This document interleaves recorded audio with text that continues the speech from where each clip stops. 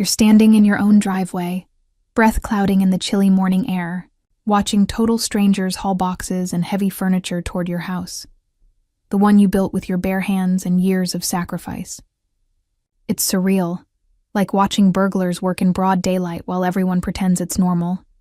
And there she is, your sister, standing in the middle of it all, clipboard in hand, barking orders like a general. "Careful with that dresser," she snaps at a mover. "That goes in our bedroom." That single word burns more than the cold wind. In her head, she truly believes it's hers. My name is Elena. I'm 34 years old. And this is the story of how my own family tried to take the home I spent 9 years building from scratch, and what I did to stop them. If you've ever watched people smile to your face while plotting to take what's yours, if you've ever been dismissed, discredited, or used, listen closely, because sometimes the sweetest revenge isn't destruction, it's standing your ground. Let's go back to where it all started. Picture a little girl, about 7 years old, with knees scraped raw and hands stained brown from dirt. That was me. My world wasn't made from video games or toys. It lived in the backyard, right there beneath an old oak tree with roots that twisted like secret tunnels. I'd spend hours crouched in the sun, dirt under my nails, reshaping the world one handful at a time. "Come inside and do something normal," my mom used to shout from the window. But normal to me meant small. The earth was limitless. The magic of making a single seed sprout, of seeing life emerge because I cared for it, was everything. By the time I turned 18, that love had taken root in me too deeply to ignore. Everyone around me expected I'd choose something practical for college. Business, nursing, maybe teaching. My dad even had a little speech ready about careers with stability. Instead, I announced that I was majoring in horticulture. You would have thought I'd announced I was joining the circus. "You can't make a living playing in dirt," my father said flatly. But I'd already pictured my future. Designing gardens, restoring public parks, building green spaces that lasted longer than paint or profit margins. So I went anyway. College was hard, but I loved every part of it, the good, the messy, and the backbreaking. While most of my classmates groaned through lectures on soil acidity and irrigation systems, I sat front row, scribbling notes like my life depended on it. Pest management? Fascinating. Mineral imbalance? A puzzle to solve. It felt like the more I learned, the more alive I became. After graduation, I worked for other companies, but passion doesn't blend well with greed. My bosses cut corners everywhere, cheap mulch that washed away with the first rain, dying plants sold at full price, quick patches where careful work was needed. I poured my heart into jobs where my employers only cared about speed and invoices. Watching those half-dead gardens crumble after a single season broke something in me. So, at 25, I took a terrifying leap. I emptied my savings, every last cent of $12,000, and started my own landscaping business. No reputation, no safety net, just me, an old Honda full of tools, and faith that if I worked hard enough, something beautiful would grow. That first year almost destroyed me. I worked 16-hour days, 7 days a week. Mornings were for clients, afternoons for installations, nights for paperwork. My back ached so badly I used bags of ice instead of pillows. My hands cracked and bled, but quitting never even crossed my mind. Slowly, word spread. One client led to another. People saw that I didn't just plant flowers, I built foundations. By 28, I could finally afford help. By 32, my client list filled months in advance, and my reputation for sustainable beauty had become my greatest resume. Then, one bright Saturday, I found her, the house. A weathered little cottage half hidden behind an overgrown hedge on the edge of town. From the front it looked dull, maybe even sad, but when I walked around back and saw that wide empty lot, my heart started racing. It wasn't just land. It was a blank canvas calling my name.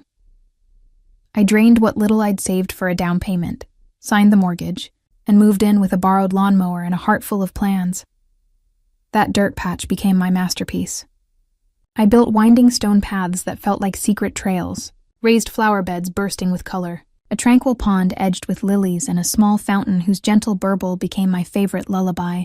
I planted fruit trees whose blossoms painted the air every spring. Bit by bit, that place became something alive. It wasn't just a garden, it was a mirror of my soul. Every weekend, every lunch break, Every stolen hour went into it. I entered the county's landscape design competition on a whim and won second place. Standing there with that little trophy, dirt still clinging under my nails, I felt prouder than I ever had in my life. But the house wasn't truly mine yet. I still owed the bank, and that knowledge haunted me. So I made a vow. Every extra cent I earned would go into paying it off early. 9 years. 9 birthdays, 9 Christmases, 9 long years of sacrifice and self-denial. No vacations, no new clothes. My technician teased me that my car door looked held together by willpower, and he wasn't wrong. I lived frugally, ate homemade soup for weeks at a time, and when temptation whispered, "You deserve a treat," I thought instead, "I deserve my freedom." Really? One quiet Tuesday morning, the letter came. Paid in full. I sat at my kitchen table, staring at that phrase through tears. After 9 years, the house, the garden, the dream was completely mine. I laughed, cried, then hopped in my car and drove straight to the bakery downtown. Bought the fanciest chocolate cake in sight, and a bottle of wine I normally wouldn't even look at because of the price tag. I was going to my parents' house with news big enough to split the sky. When I arrived, my sister Melissa was already there. Melissa had always been complicated. The golden child who somehow always landed on her feet, even when she tripped over everyone else to do it. Her husband David lounged beside her at the kitchen table, sipping coffee like a man allergic to effort. Their twin boys, Connor and Tyler, 8 years old and overflowing with energy, raced toy cars down the hallway. I came in smiling, cake box in hand, my excitement bubbling over. "Guess what?" I said. "I did it. The house is officially mine. Paid off completely." I waited for cheers, hugs, something. But instead, Melissa rolled her eyes without looking up from her mug. "Well, it's about time," she said casually. Before I could respond, she continued. "We've been talking, and we think it makes the most sense for us to move in with you. The boys need space, and that garden of yours, perfect for them to play in." I blinked, my smile freezing in place. "Move in with me? It's really the logical solution," David added, leaning back like he was making a business proposal. His tone was confident, practiced, as if this decision had already been sealed without me. "You've got all that extra room and we've been paying rent to strangers when we could be keeping it in the family." My mother nodded approvingly. "Elena, honey, you know family comes first. You've got more space than you need and Melissa has those growing boys to think about." I felt the world tilting sideways. "But it's my house. I just finished paying for it." "Our house," Melissa corrected, her voice taking on that condescending tone she'd used since we were kids. "Family property belongs to the family. You wouldn't have been able to buy it in the first place, without all the help Mom and Dad gave you over the years." "Help? What help?" "I'd bought my own car, paid for my own college, built my own business from nothing. The only thing they'd ever given me was criticism and doubt." My father leaned forward using his most reasonable voice. "Look, Elena, you're being selfish. You've got a beautiful house, and all that yard space is going to waste. Melissa's family needs room to grow. It just makes sense they weren't asking. They were informing me." As I sat there listening to them casually plan out which bedrooms the boys would take, where they'd put their furniture, how they'd reorganize my garden to be more kid-friendly, I felt something cold and hard settle in my chest. "The vegetable garden can go," Melissa said, gesturing dismissively. "The boys need somewhere to put a swing set, and all those flower beds are kind of impractical, don't you think? Maybe we could simplify things. Make it more of a regular lawn. 9 years of careful planning, of selecting plants that would bloom in succession throughout the seasons, of creating an ecosystem that supported local wildlife, and she wanted to turn it into a regular lawn." I stood up so abruptly that my chair scraped against the floor. No. The room went quiet. "This is my house. Every brick, every plant, every inch of that garden represents 9 years of my life. You don't get to just move in and rearrange everything because it's convenient for you." My mother's face went tight. "Elena Marie, that's no way to talk about family." "Family!" The word tasted bitter. Where was my family when I was working 7 days a week to build my business? Where was my family when I was eating ramen every night so I could make double mortgage payments? You want to talk about family?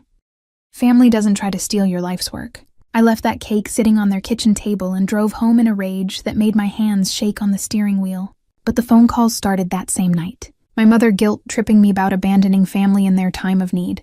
My father explaining in his patient voice why I was being unreasonable and short-sighted. Relatives I hadn't heard from in years suddenly called to tell me what a disappointment I was, how selfish I'd become.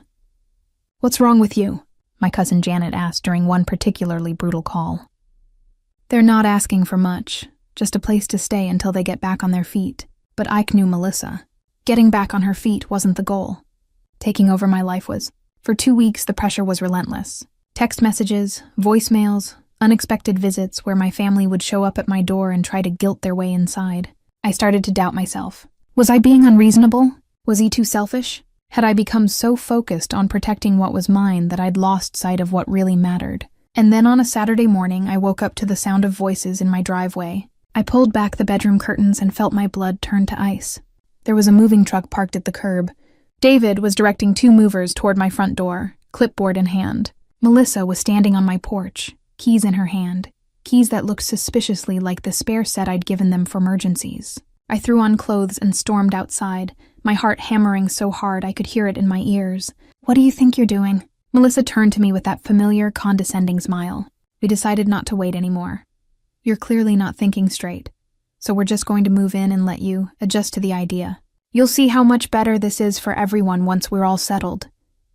The movers paused, looking between us uncertainly. One of them, a middle-aged man with kind eyes, set down the box he was carrying. "Ma'am," he said to me, "is this your house?"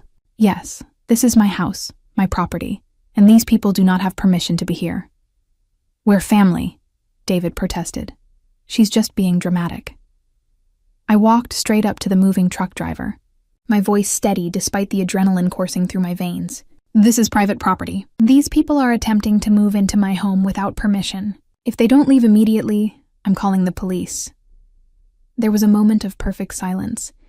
Even Melissa's usual bravado wavered, as she realized I wasn't bluffing. I wasn't going to back down, apologize, or try to find a compromise. I was done. "You have 5 minutes to get off my property," I said loud enough for the neighbors to hear. "After that, I'm calling 911 for trespassing." The movers were already loading boxes back into the truck before I finished speaking. David's face had gone pale, and Melissa was sputtering something about how I'd regret this, how my family would remember how I'd treated them. But I was already walking back toward my house, back toward my garden, back toward the life I'd built with my own 2 hands, and refused to hand over to anyone. I stood in my backyard that afternoon, surrounded by the flowers I'd planted, the trees I'd nurtured, the stone pathways I'd laid with my own hands. For the first time in 2 weeks, I could breathe again. My phone rang constantly for the next few days. My mother crying about how I'd torn the family apart. My father coldly informing me that I was no longer welcome at family gatherings. Melissa alternating between rage and tears, telling me I'd destroyed mine a few's lives. But here's what I realized. Standing in my garden with the afternoon sun warming my face, boundaries aren't just about keeping what's yours. They're about protecting your own worth when everyone else refuses to acknowledge it. I had spent my entire life building something beautiful, something meaningful, something that reflected every ounce of passion and dedication I possessed. And they'd wanted to take it, reshape it, turn it into something ordinary because it was convenient for them. The hardest part wasn't standing up to them. The hardest part was accepting that the people who were supposed to love and support me had been perfectly willing to steal my dreams if it served their purposes. 6 months later, I still live alone in my little house with my extraordinary garden. The silence from my family was difficult at first, but it's been replaced by something much more valuable. Peace. The knowledge that what I've built belongs to me and no one can take it away. Sometimes protecting what you've worked for means disappointing people who think they're entitled to it. Have you ever had to draw a line in the sand with family or friends who wanted to take credit for your success? Drop your story in the comments below. If this story resonated with you, smash that like button and subscribe for more tales of people who refuse to let others walk all over them. And remember, what you build with your own hands is yours too.